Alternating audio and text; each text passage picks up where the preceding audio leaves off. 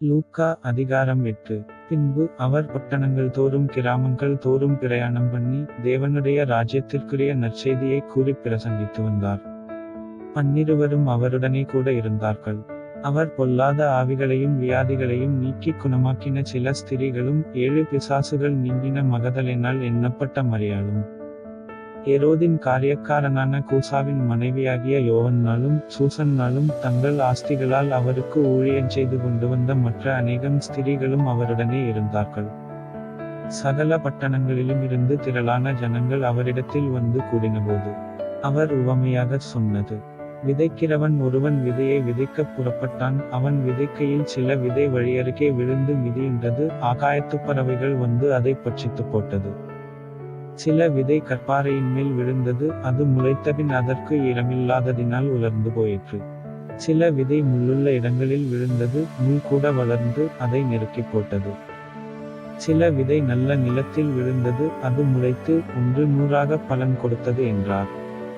இவைகளைச் சொல்லி, கேட்கிறதற்கு காதுள்ளவன் கேட்கக்கடவன் என்று சத்தமிட்டு கூறினார். அப்பொழுது அவருடைய சீஷர்கள், இந்த உவமையின் கருத்து என்னவென்று அவரிடத்தில் கேட்டார்கள். அதற்கு அவர், தேவனுடைய ராஜ்யத்தின் இரகசியங்களை அறியும்படி உங்களுக்கு அருளப்பட்டது. மற்றவர்களுக்கோ அவர்கள் கண்டும் காணாதவர்களாகவும் கேட்டும் உணராதவர்களாகவும் இருக்கத்தக்கதாக அவைகள் உவமைகளாகச் சொல்லப்படுகிறது. அந்த உவமையின் கருத்தாவது: விதை தேவனுடைய வசனம். வழியருகே விதைக்கப்பட்டவர்கள் வசனத்தை கேட்கிறவர்களாயிருக்கிறார்கள். அவர்கள் விசுவாசித்து இரட்சிக்கப்படாதபடிக்கு பிசாசானவன் வந்து அவ்வசனத்தை அவர்கள் இருதயத்திலிருந்து எடுத்துப் போடுகிறான். கற்பாறையின் மேல் விதைக்கப்பட்டவர்கள் கேட்கும்போது சந்தோஷத்துடனே வசனத்தை ஏற்றுக்கொள்ளுகிறார்கள். ஆயினும் தங்களுக்குள்ளே வேர்கொள்ளாதபடியினாலே கொஞ்ச காலமாத்திரம் விசுவாசித்து சோதனை காலத்தில் பின்வாங்கி போகிறார்கள். முள்ளுள்ள இடங்களில் விதைக்கப்பட்டவர்கள் வசனத்தை கேட்கிறவர்களாயிருக்கிறார்கள். கேட்டவுடனே போய் பிரபஞ்சத்திற்குரிய கவலைகளினாலும் ஐசுவரியத்தினாலும் சிற்றின்பங்களினாலும் நெருக்கப்பட்டு பலன் கொடாதிருக்கிறார்கள். நல்ல நிலத்தில் விதைக்கப்பட்டவர்கள் வசனத்தை கேட்டு அதை உண்மையும் நன்மையுமான இருதயத்திலே காத்து பொறுமையுடனே பலன் கொடுக்கிறவர்களாயிருக்கிறார்கள். ஒருவனும் விளக்கை கொளுத்தி அதை ஒரு பாத்திரத்தினாலே மூடவும் மாட்டான், கட்டிலின் கீழே வைக்கவும் மாட்டான். உள்ளே பிரவேசிக்கிறவர்கள் அதின் வெளிச்சத்தை காணும்படிக்கு அதை விளக்கு தண்டின் மேல் வைப்பான். வெளியரங்கமாகாத இரகசியமும் இல்லை, அறியப்பட்டு வெளிக்குவராத மறைபொருளும் இல்லை. ஆதலால் நீங்கள் கேட்கிற விதத்தை குறித்து கவனியுங்கள். உள்ளவனெவனோ அவனுக்கு கொடுக்கப்படும், இல்லாதவனெவனோ அவன் தனக்குண்டென்று நினைக்கிறதும் அவனிடத்திலிருந்து எடுத்துக் கொள்ளப்படும் என்றார். அப்பொழுது அவருடைய தாயாரும் சகோதரரும் அவரிடத்தில் வந்தார்கள். ஜனக்கூட்டத்தினாலே அவரண்டையில் அவர்கள் சேரக்கூடாதிருந்தது. அப்பொழுது, உம்முடைய தாயாரும் உம்முடைய சகோதரரும் உம்மை பார்க்க வேண்டுமென்று வெளியே நிற்கிறார்கள் என்று அவருக்கு அறிவித்தார்கள். அதற்கு அவர், தேவனுடைய வசனத்தை கேட்டு அதின்படி செய்கிறவர்களே எனக்கு தாயும் எனக்கு சகோதரருமாயிருக்கிறார்கள் என்றார். பின்பு ஒருநாள் அவர் தமது சீஷரோடும் கூட படவில் ஏறி, கடலின் அக்கறைக்கு போவோம் வாருங்கள் என்றார். அப்படியே புறப்பட்டு போனார்கள். படகு ஓடுகையில் அவர் நித்திரையாயிருந்தார். அப்பொழுது கடலிலே சுழல் காற்றுண்டானதால் அவர்கள் மோசமடையத்தக்கதாய் படகு ஜலத்தினால் நிறைந்தது. அவர்கள் அவரிடத்தில் வந்து, ஐயரே, ஐயரே, மடிந்து போகிறோம் என்று அவரை எழுப்பினார்கள். அவர் எழுந்து காற்றையும் ஜலத்தின் கொந்தளிப்பையும் அதட்டினார். உடனே அவைகள் நின்று போய் அமைதலுண்டாயிற்று. அவர் அவர்களை நோக்கி, உங்கள் விசுவாசம் எங்கே என்றார். அவர்கள் பயந்து ஆச்சரியப்பட்டு, இவர் யாரோ, காற்றுக்கும் ஜலத்துக்கும் கட்டளையிடுகிறார், அவைகளும் இவருக்கு கீழ்ப்படுகிறதே என்று ஒருவரோடொருவர் சொல்லிக் கொண்டார்கள். பின்பு கலிலேயாவுக்கு எதிரான கதரெனருடைய நாட்டில் சேர்ந்தார்கள். அவர் கரையிலிறங்கினபோது, நெடுநாளாய் பிசாசுகள் பிடித்தவனும் வஸ்திரந்தறியாதவனும் வீட்டில் தங்காமல் பிரேத கல்லறைகளிலே தங்கினவனுமாயிருந்த அந்த பட்டணத்து மனுஷன் ஒருவன் அவருக்கு எதிராக வந்தான். அவன் இயேசுவைக் கண்டபோது கூக்குரலிட்டு அவருக்கு முன்பாக விழுந்து, இயேசுவே, உன்னதமான தேவனுடைய குமாரனே, எனக்கும் உமக்கும் என்ன? என்னை வேதனைப்படுத்தாதபடிக்கு உம்மை வேண்டிக் கொள்ளுகிறேன் என்று மகா சத்தத்தோடே சொன்னான். அந்த அசுத்த ஆவி அவனை விட்டு போகும்படி இயேசு கட்டளையிட்டபடியினாலே அப்படி சொன்னான். அந்த அசுத்த ஆவி வெகுகாலமாய் அவனை பிடித்திருந்தது. அவன் சங்கிலிகளினாலும் விலங்குகளினாலும் கட்டுண்டு காவல் பண்ணப்பட்டிருந்தும் கட்டுகளை முறித்து போட்டு பிசாசினால் வனாந்தரங்களுக்கு துரத்தப்பட்டிருந்தான். இயேசு அவனை நோக்கி, உன் பேர் என்னவென்று கேட்டார். அதற்கு அவன், லேகியோன் என்றான். அநேகம் பிசாசுகள் அவனுக்குள் புகுந்திருந்தபடியால் அந்த பேரை சொன்னான். தங்களை பாதாளத்திலே போகக் கட்டளையிடாதபடிக்கு அவைகள் அவரை வேண்டிக் கொண்டன.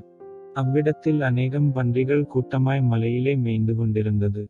அந்த பன்றிகளுக்குள்ளே போகும்படி தங்களுக்கு உத்தரவு கொடுக்க வேண்டும் என்று அவரை வேண்டிக் கொண்டன. அவைகளுக்கு உத்தரவு கொடுத்தார். அப்படியே பிசாசுகள் அந்த மனுஷனை விட்டு நீங்கி பன்றிகளுக்குள் புகுந்தன. அப்பொழுது அந்த பன்றிக் கூட்டம் உயர்ந்த மேட்டிலிருந்து கடலிலே பாய்ந்து அமிழ்ந்து மாண்டது.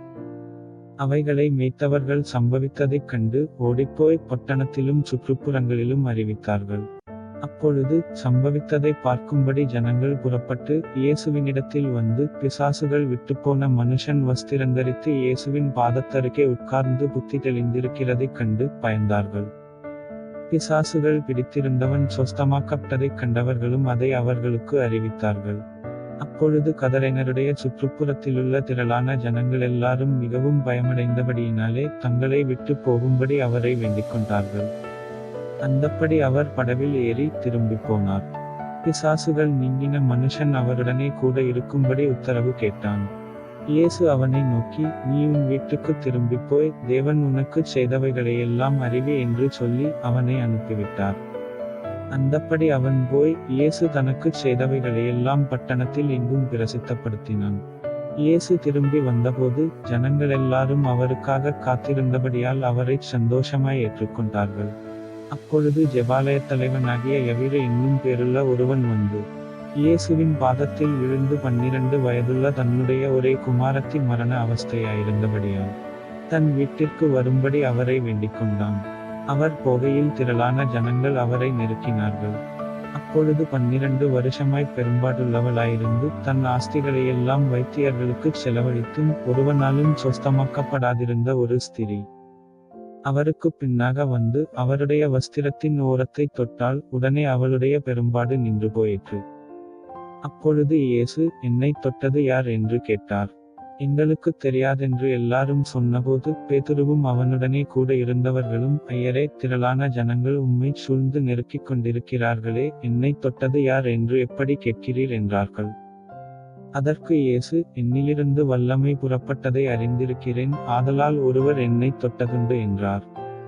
அப்பொழுது அந்த ஸ்திரீ தான் மறைந்திருக்கவில்லை என்று கண்டு நடுங்கி வந்து அவர் முன்பாக விழுந்து தான் அவரை தொட்ட காரணத்தையும் உடனே தான் சொஸ்தமானதையும் எல்லா ஜனங்களுக்கும் முன்பாக அவருக்கு அறிவித்தாள்.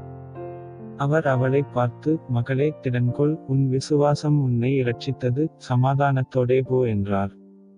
அவர் இப்படி பேசிக்கொண்டிருக்கையில் ஜெபாலயத் தலைவனுடைய வீட்டிலிருந்து ஒருவன் வந்து அவனை நோக்கி, உம்முடைய குமாரத்தி மரித்து போனால் போதகரை வருத்தப்படுத்த வேண்டாம் என்றான். இயேசு அதைக் கேட்டு, பயப்படாதே, விசுவாசமுள்ளவனாயிரு, அப்பொழுது அவள் இரட்சிக்கப்படுவாள் என்றார். அவர் வீட்டில் வந்தபோது பேதுருவையும் யாக்கோபையும் யோவானையும் பெண்ணின் தகப்பனையும் தாயையும் தவிர வேறொருவரையும் உள்ளே வரவொட்டாமல் எல்லாரும் அழுது அவளை குறித்து துக்கம் கொண்டாடுகிறதைக் கண்டு, அழாதேயுங்கள், அவள் மரித்துப் போகவில்லை, நித்திரையாயிருக்கிறாள் என்றார். அவள் மரித்துப் போனாள் என்று அவர்கள் அறிந்ததினால் அவரை பார்த்து நகைத்தார்கள். எல்லாரையும் அவர் வெளியே போகப்பண்ணி அவளுடைய கையை பிடித்து, பிள்ளையே, எழுந்திரு என்றார். அப்பொழுது அவள் உயிர் திரும்ப வந்தது. உடனே அவள் எழுந்திருந்தால் அவளுக்கு ஆகாரம் கொடுக்க கட்டளையிட்டார். அவள் தாய்தகப்பன்மார் ஆச்சரியப்பட்டார்கள். அப்பொழுது நடந்ததை ஒருவருக்கும் சொல்லாமலிருக்கும்படி அவர்களுக்கு கட்டளையிட்டார்.